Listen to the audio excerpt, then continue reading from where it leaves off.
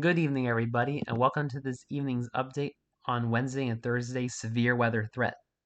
So, as of this evening, the Storm Prediction Center is maintaining a slight risk of severe weather Wednesday across northeast Texas, southeast Oklahoma, most of Arkansas, northern Louisiana, northwest Mississippi, far western Tennessee in the yellow, and this includes Shreveport, Louisiana, Greenville, Mississippi, Little Rock, Arkansas, Memphis, Tennessee, Jackson, Tennessee, with Dallas being on the edge of the slight risk for Wednesday, and we have a large marginal risk from the south into the Tennessee Valley in the dark green for Wednesday.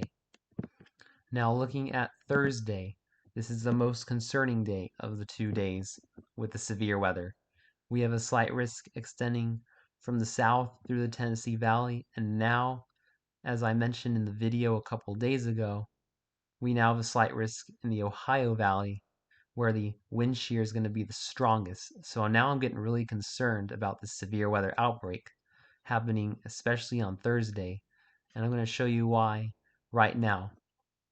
So we're going to first look at the 500 millibar wind speeds in this video, as this is going to be the most important aspect of this storm, what happens at 500 millibars.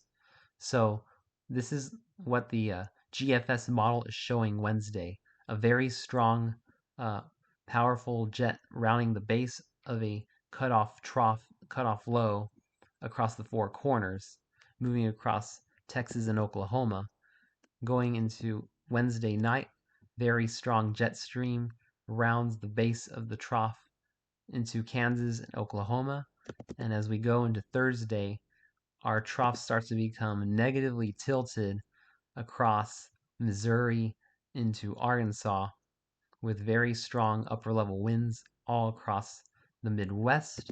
And then going into Thursday around noon, very strong winds aloft moving across Illinois, Indiana, Arkansas.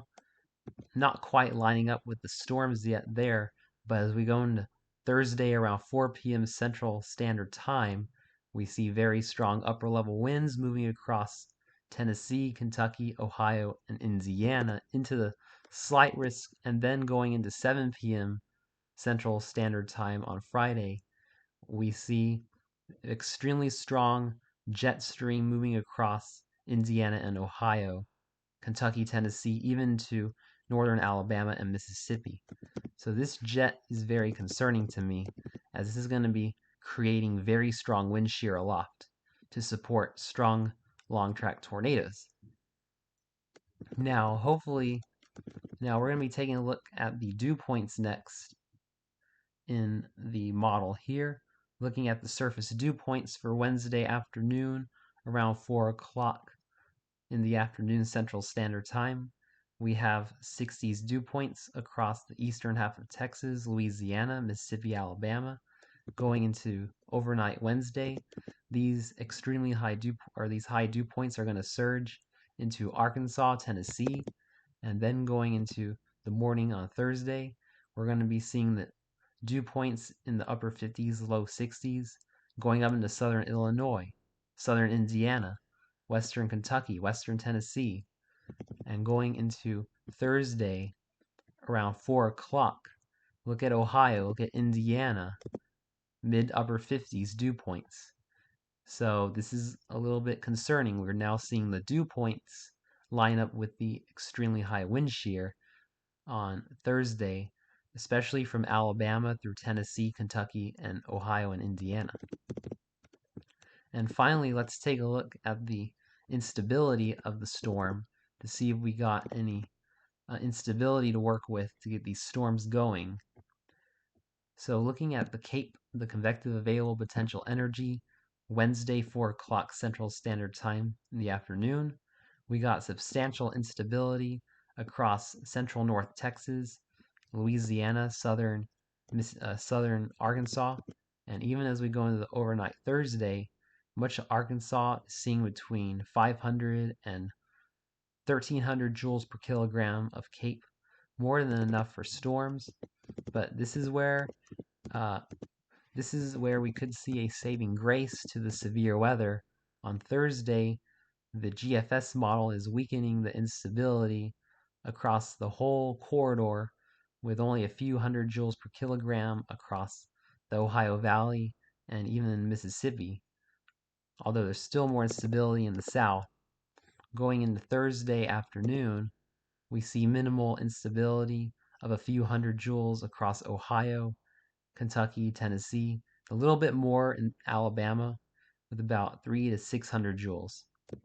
So right now, looks like instability might be a saving grace, but we're going to be checking out another model to see if the instability, if there's any disagreement. So let's take a look at the North American model for the instability. Looking at Wednesday afternoon, we still have the Cape across eastern Texas, and then going into Wednesday night, Thursday, the most important day, see the North American model has a little bit more instability across Ohio, Kentucky, Tennessee, and Mississippi, showing several hundred joules per kilogram of Cape. And even into Thursday afternoon, we see this corridor across Ohio and Kentucky and Tennessee. So I'm going to really continue to monitor this as the days progress to see if our ingredients line up better. But as of right now, I will be preparing for a severe weather outbreak from the south through the Tennessee and Ohio Valley Thursday, and then the Arklatex and Arklamis area on Wednesday.